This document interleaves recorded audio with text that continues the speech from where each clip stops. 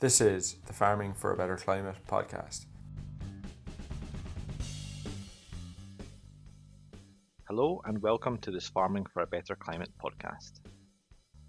My name is Ian Boyd and we're joined by Kirsten Williams, a beef and sheep specialist with SEC Consulting, and Donald Barrie, the farm manager at the James Hutton Institute's Glensaugh farm in the Grampians. This is the final episode in our three-part series focusing on efficiencies across sheep farms. Today Donald talks to Kirsten about his production and how he maximises productivity on his lowland and hill flocks. We hope you enjoy the podcast. Great to have you along and to speak to you today, Donald. And I think it's fair to say that you are farming and managing quite a geographically challenged part of land. Do you want to tell us a bit about the farm at Glensaugh and about the sheep enterprise? So Glensaugh is a research station primarily, but it's also operated as a farm and has been throughout its life as a research station. Glensaugh sits on the edge of the Grampian Highlands on the Highland Boundary Fault. And being in a transition zone, it's got a very diverse geography and diverse soils. That's one of the things that makes Glensaugh interesting and useful as a research site. That also makes Glensaugh interesting and challenging as a farm, but let's not say that we're too disadvantaged, because the elevation of Glensaugh, the steading, sits at about 160 metres and the top of the hill at 400 metres. Doesn't sound particularly high, but we're quite an exposed farm, particularly when the wind's coming from the north or the northwest, and wind has always been a characteristic of Glensaugh. Today, wet is the main feature of the weather, and when the wind goes into the east, as it is today, or the southeast, we can be very wet and record huge rainfall totals. Having said that, the water tends to run away and other people suffer from the flooding. Lack of shelter at Glensaugh is one of the features that I picked up on early when I came here. So I've been here for about 20 years. And that lack of shelter is definitely a factor which works against you when you're keeping livestock. So what livestock do we have at Glensaugh? Well, we're here to talk about sheep today. And sheep are definitely the bedrock of our livestock enterprises. On the hill we have 320 blackface ewes, which are bred pure, and that is a closed flock. And in the low ground part of the farm, we have 400 crossbred ewes, most of which have been purchased as gimmers, but a few of which have been bred on the farm, offspring of blackface ewes. So it's our ambition to close that flock and to eventually breed our own ewes and probably breed our own tups, as we do with our hill flock. So that's a great rundown of the farm and the sheep. You've also got cattle and deer. Do you want to just tell us a bit about those as well? So suckler herd at Glensaugh numbers 40 cows at the moment, and it's now a closed ling herd, whereas in the past it was an open herd of blue greys where we were having to source replacements from out with. So we're in a very happy place with our ling herd, and we're breeding our own replacements, and we've got lots of heifers coming through the system, and we love our cows. But I always draw a distinction between suckler cows and our ewe enterprises. Well, both ewe flocks produce a useful number of lambs which can be either finished within the season or sold within the season as stores. The suckler herd produces a useful number of calves which can never be finished within the season but are always sold within the season as stores, and the amount of time that it takes to take them through to finishing is really what mitigates against the efficiency of a suckler herd. I use these measures of efficiency to compare our sheep flocks and our suckler herd, and I always come down in favour of the sheep flocks, which I deem to be much more efficient because we can get the progeny finished and sold within the season.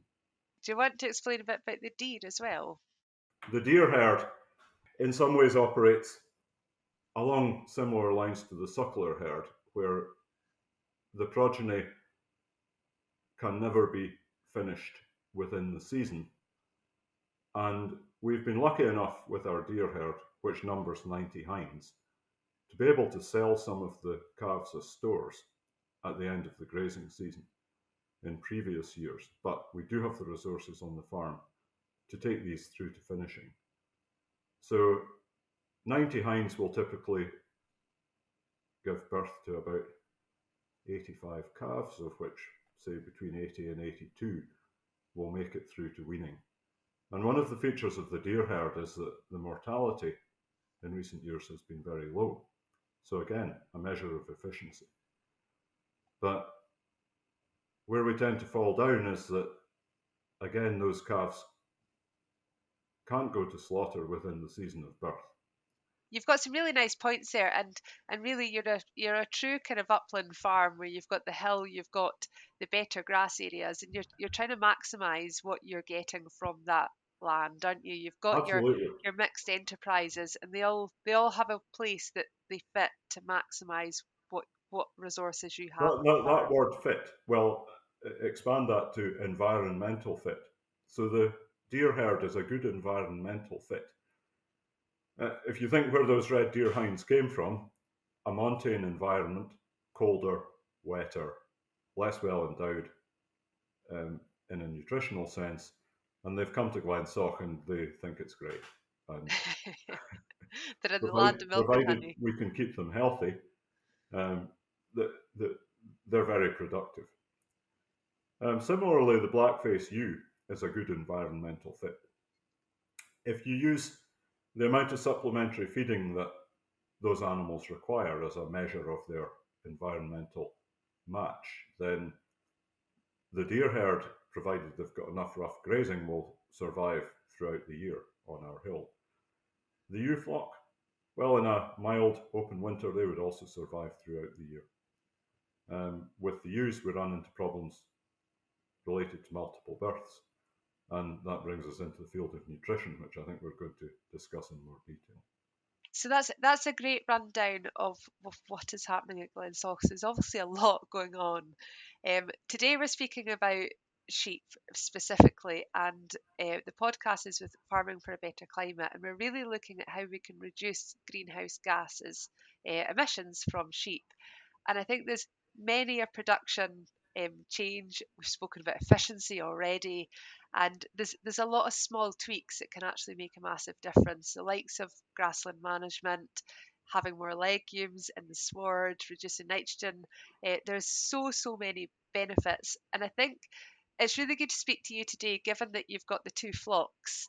So you've kind of got the two hats on, I guess, when it comes to flock productivity, and that often our lowland flocks show to have a lower carbon footprint than our hill flocks because they're more productive. There's more lambs reared, so therefore the inputs that come in as such, they're spread over more kilos per meat per hectare or per breeding yow. And we have worked together previously in a KTIF Live Lambs project.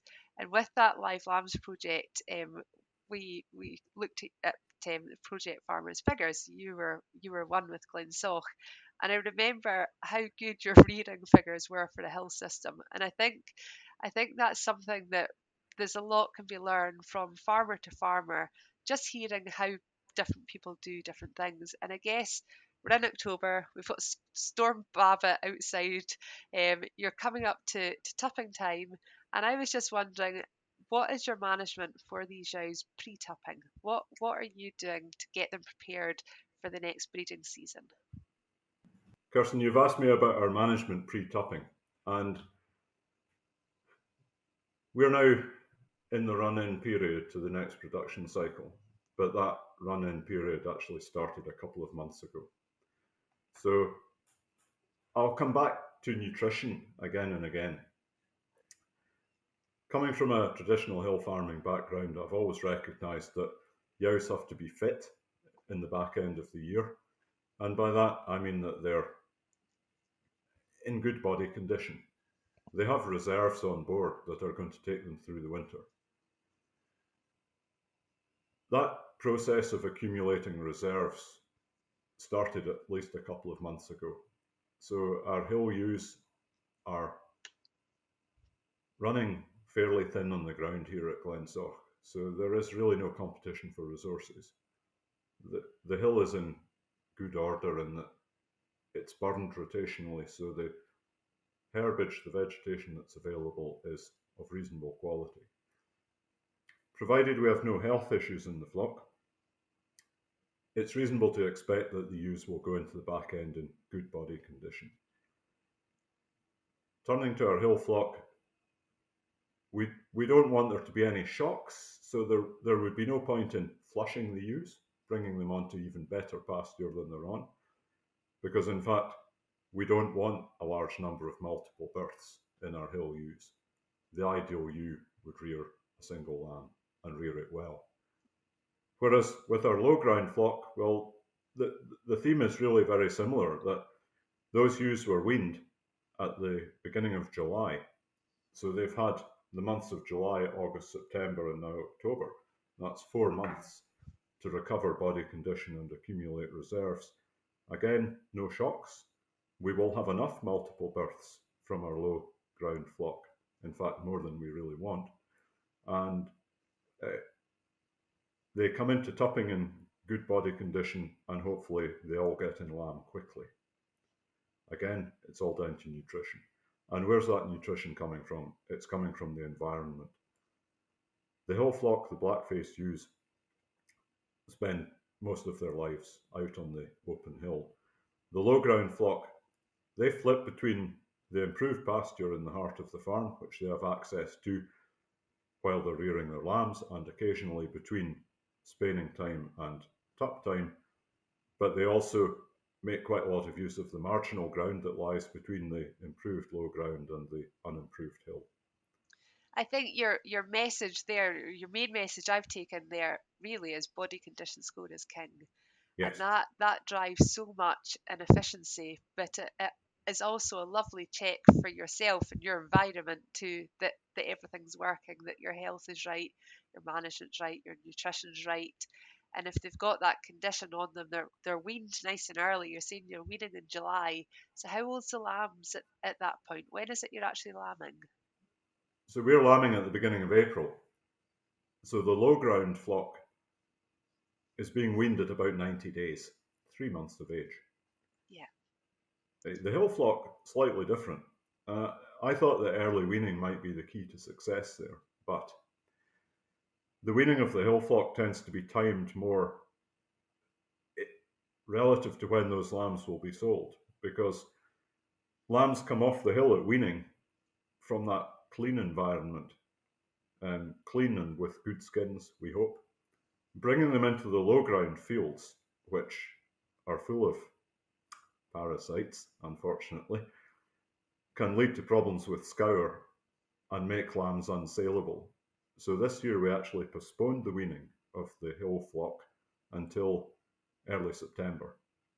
Okay. And the lambs were weaned and sold within days, and that seemed to work for us.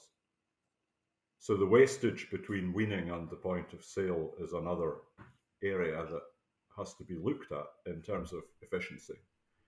And that's it. The body condition score, I think that's a fantastic message, and it's having that condition. And I guess now as after tupping, as we look to post tupping and survival through the winter, again in that hill environment, the more condition they've got on them, the less input, but also the higher their survivability. What is your post tupping management, Donald? Are we talking about? Let's talk about the blackface flock first, Kirsten. Okay. So the tups will come off the blackface flock just after Christmas, and the ewes are returned to the hill. And the weather, provided the weather is open and the hill isn't storm-bound, the ewes will stay out there until within about a month of lambing. Now, in that final month of pregnancy, by which time everything has been pregnancy scanned, the multiples will be taken off the hill and offered some supplementary feeding, while the singles will go back to the hill, and the singles stay out on the hill until the point of lambing. Now, for good husbandry reasons, we bring everything in at lambing time. Blackface ewes are lambed in by, and those singles are returned to the hill almost right away, while the twins have access to better grazing. And you're scanning your ewes, and that in itself is a great measure of efficiency as well, isn't it? What the scanning percentage is.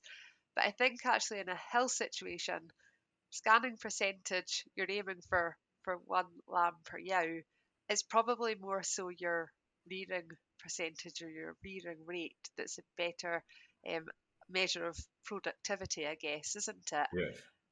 What are your kind of targets? What's your aims for scanning and for rearing percentage of the two different flocks? So the blackface flock, we will scan between 1.2 and 1.25 lambs per ewe, but we'll typically only rear 1.1. There's significant wastage actually in both flocks between scanning and weaning for a variety of different reasons that we've studied during the Live Lambs project. But with the blackface flock, we regard the twins as spare lambs. So if a ewe loses a lamb for whatever reason, then she'll be given another one. And splitting up pairs of twins in the blackface flock is of benefit to both the recipient ewe, because she's got a lamb to rear, and the donor ewe, because she's then returned to the hill with only one lamb. I'm strongly of the opinion that if they could all have only one lamb, we'd be delighted. And then moving to the low ground flock, scanning percentage can be quite a misleading figure. You may think it's great to have a scanning percentage of 1.98, which we have achieved.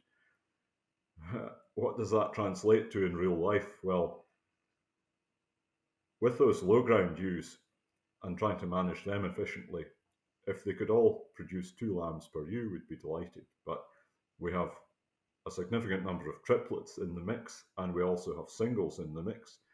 And the amount of work that is created by marrying spare lambs, triplet lambs, onto single ewes is significant.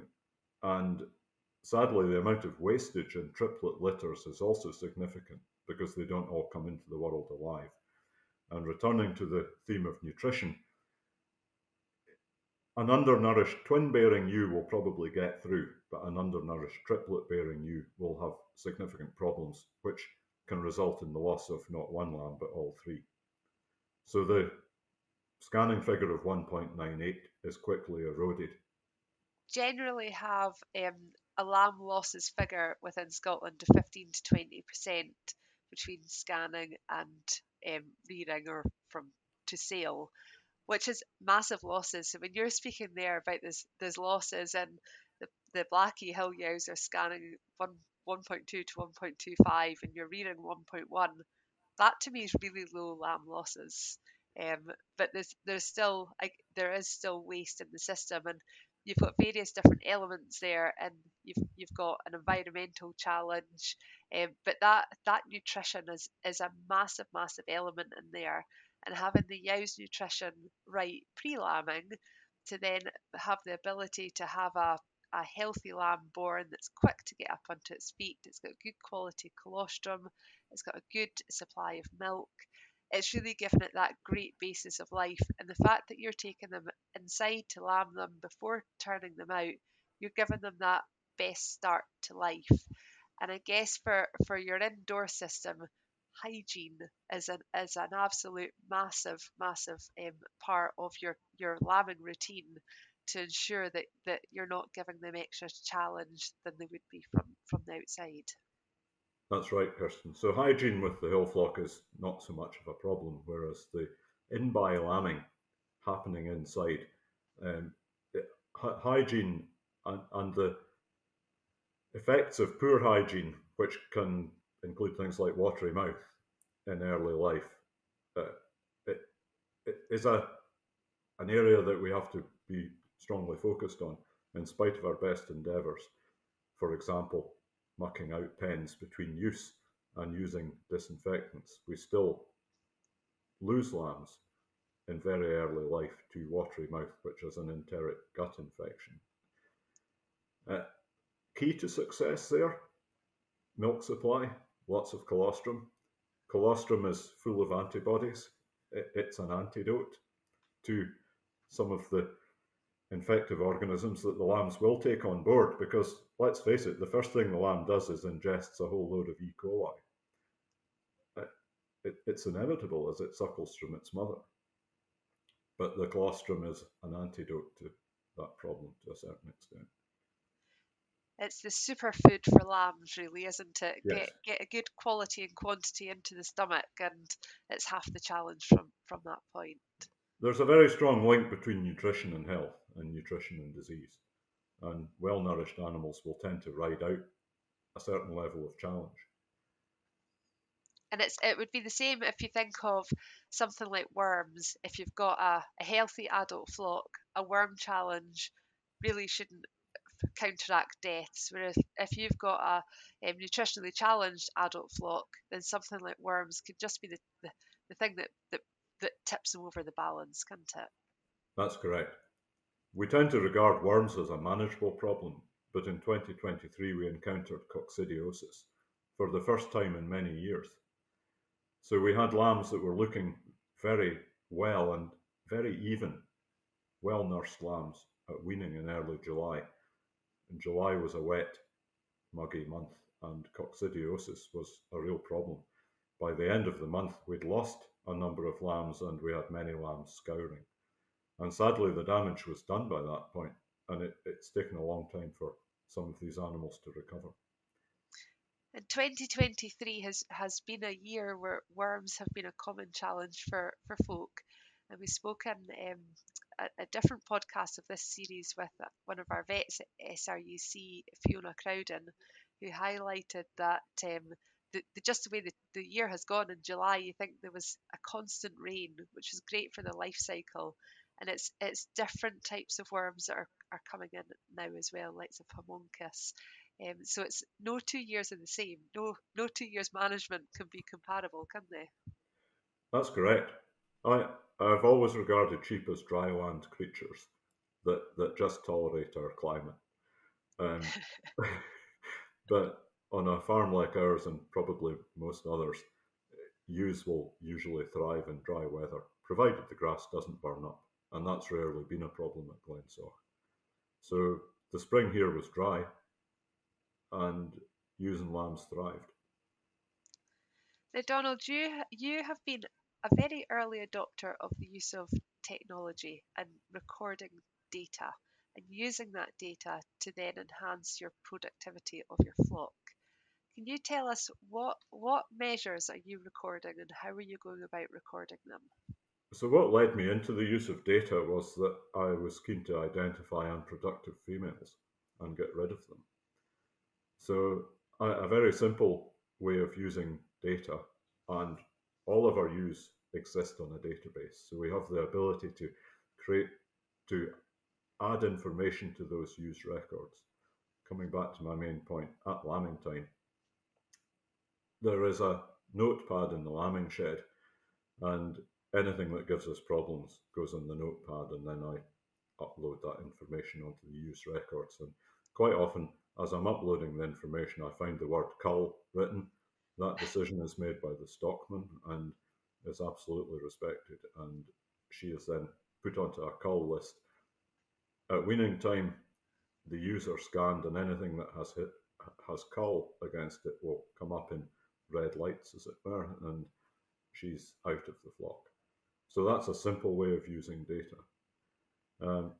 With the black-faced flock, because it operates as a closed flock and we breed quite a lot of, in fact, we breed almost all of our own tups, it's necessary to maintain breeding records so that we know who's related to who.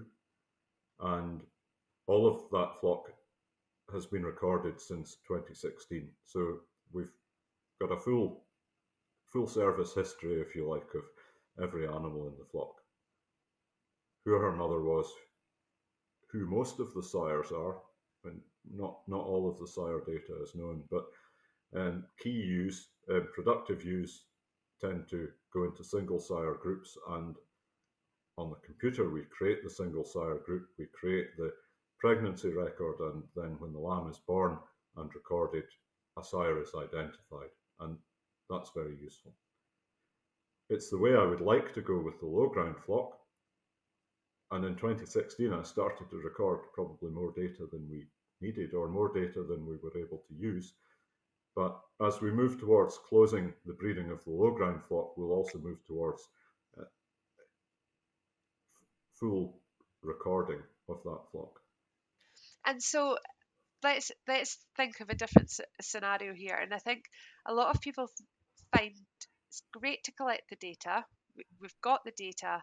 How do we go about interpreting it? And then once we've interpreted it, how do we make changes? So I think if to speak about the ones that you've got written beside cull on it, how are you then, when you're working with the sheep, picking them out? Are you working a auto drafter that's got, you've plugged in their ear numbers into a software and it's selecting those ones out? Are you visually looking for those numbers and pulling them out, or how are you doing it once you're away from the computer?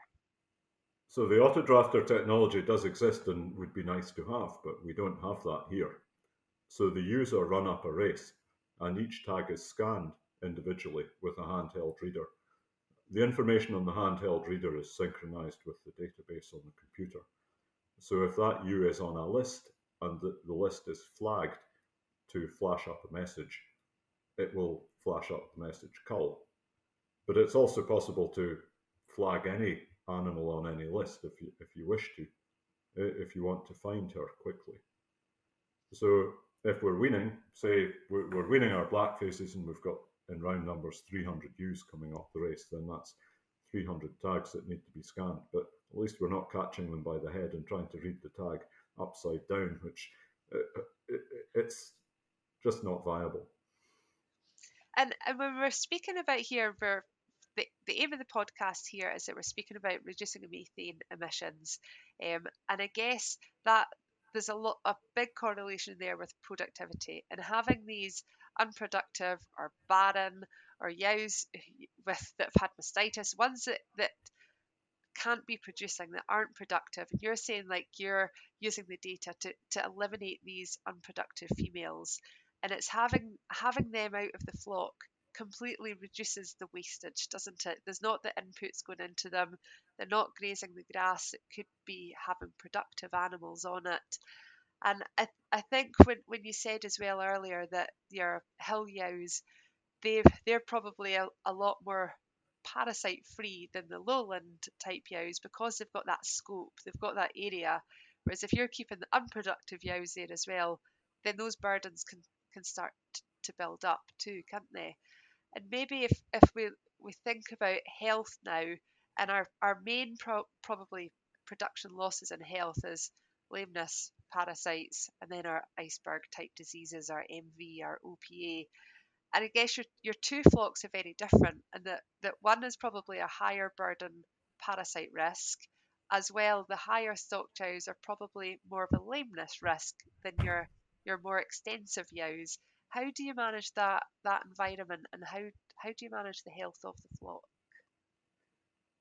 Well, I'll come to lameness first. So as you suggest, lameness in the black-faced flock is not really a problem until those ewes are in by. So the group that is rearing twins in late spring and early summer are prone to lameness and will go through the foot bath from time to time, as do the members of the low ground flock. One of the investments that we made in, I think, 2017 was that we rebuilt our foot bath. So we have a 2-compartment foot bath. Compartment 1 contains clean water, so the feet get washed. Compartment 2 contains a product like Hoof Sure as zinc salt solution, and through the ewes go. And I'm pleased to say that lameness has been much less of an issue since then. And I should also pass credit to our stockman, Owen, who is quite hot on lameness. Relatively little of the antibiotic that we use is being injected into lame sheep. And as a manager, I'm just quite happy that lameness doesn't really seem to be a problem for us. But there's a good reason why it's not a problem.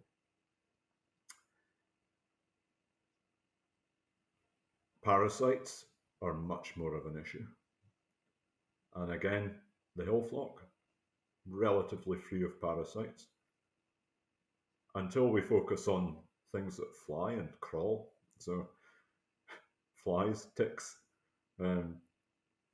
ticks in particular on the hill are a problem. And we're using blanket treatments at certain times of certain points in the season to control those ticks. And we'll never get rid of the ticks.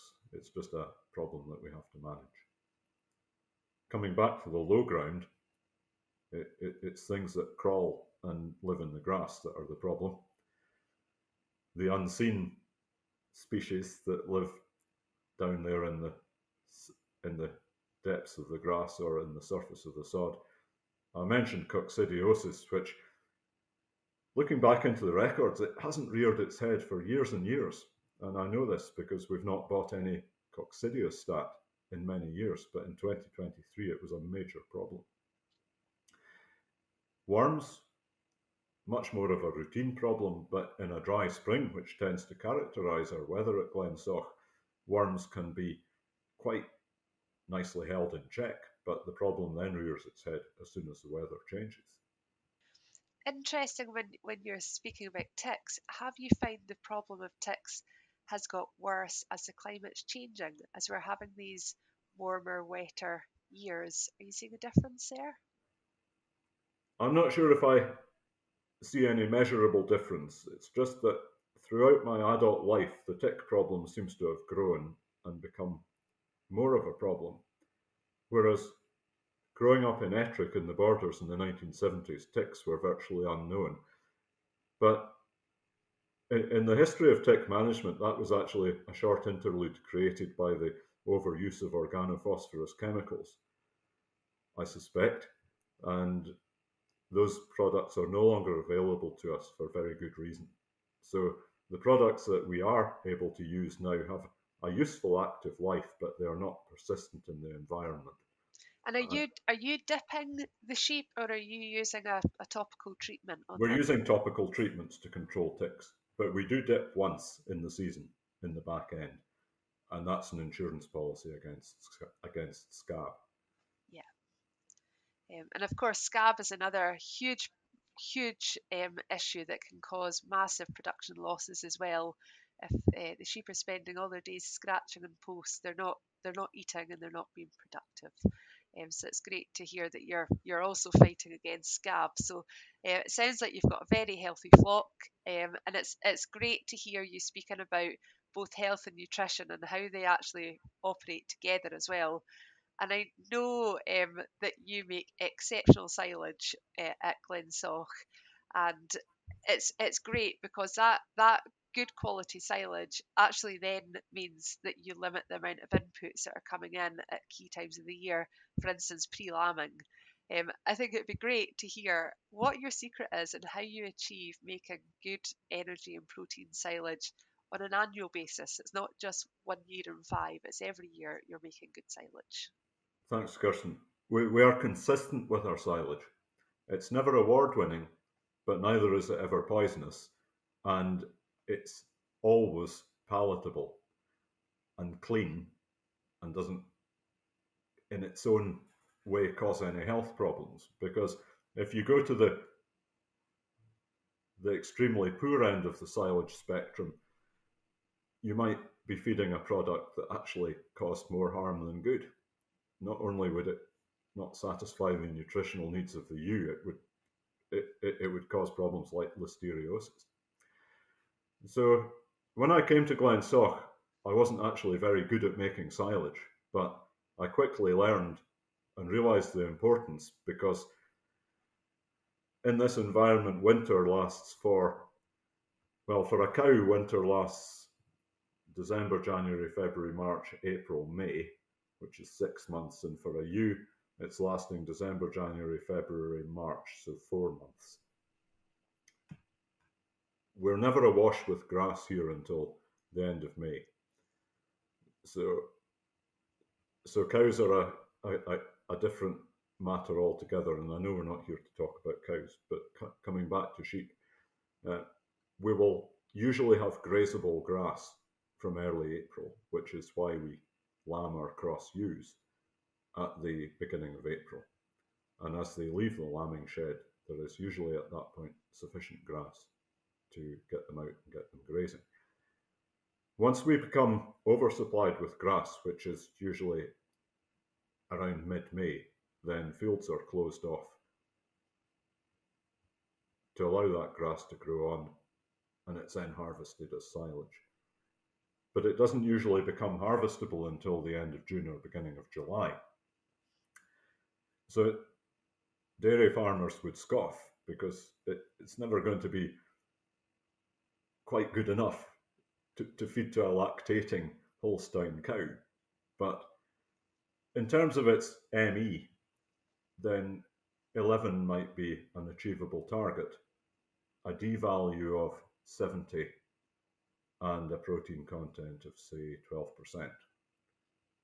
And that's an acceptably high quality feed to give to a productive ewe, until you get to that point in the short run up to lambing where, for example, triplets will need more help, and they get more help. And when I'm talking about nutrition here, I often mention insurance policies. And one of the insurance policies that I take out is that we do feed, in spite of our good quality silage, we still feed some compound feed. And that is targeted towards the deserving cases. And when you're speaking about your silage, one thing you didn't speak about there was soil health. And I know you're a keen advocate of soil health and maintaining the soils, giving it lime and rotation. Do you want to speak a little bit about that? So two things I'll mention then. Let me go to soil health first. So I became aware many years ago that a lot of nitrogen fertilizer was being applied on certain farms, and that actually the question wasn't being asked, what is the pH of that soil? So a very basic measure of soil health would be its pH. An acid environment will not usually produce good quality grass and clover. So our target pH at Glensaugh is 5.9 or 6, which is an environment that is good enough to grow the ryegrass clover mixtures that we rely on here for both grazing and silage conservation. The other thing that we tend not to do in these times is any ploughing. So the improvement and replacement of pastures has to be done in other ways. And we're still working on a model which is going to provide us with a steadfast way of replacing and upgrading pastures. So I would say we're very good at maintaining pastures, but they do tend to lose their usefulness over long periods of time. So it's a challenge to find ways to improve them without going back to the old-fashioned system of ploughing and reseeding. And it's tempting just to do that. But I overseeded a field this year. Mixed success. I'm reasonably happy with it, but I think by next spring, once we get into the growing season, it'll be fine. I'm also toying with the idea of sowing a herbal ley in a couple of our paddocks, and that's an area that I want to know more about. I need to get outside and off the farm and go and see somebody that does herbal leys. So, Kirsten, if you know anybody that does herbal leys, put me in touch. And that's it. Herbal leys are a fantastic crop, actually, because they offer fantastic nutrition in that they're high energy and protein, but they've got an amazing root structure as well. So they're brilliant for a bit of climate resilience in those dry years that they go venturing through there for water. The other plus of them, though, is when they have It depends what's in the mix, but quite often the herbal type mixes grow really tall and erect rather than how your grass grows, and your worms struggle to climb up those stems. So it can really have some anthelmintic properties about it as well. So they really are win-win, I would say. Can I come back to silage for a minute? Because you asked me about the secrets of my success with silage. And I often describe it as having a recipe and sticking to it. And being able to gaze into the future by looking at the weather forecast in advance of cutting silage is a great help, and planning the job effectively. Having it cut on a day when it's going to wilt readily, tedding it perhaps once in advance of it being chopped, getting it rowed up and chopped quickly and into the pit. The pit is covered, the side walls are sealed, it's covered, it's airtight, and it's really a very simple recipe, if you like, to make a success of the job. You have to be aware of how the potential energy in the grass can be lost, and actually the main place it can be lost is in the pit.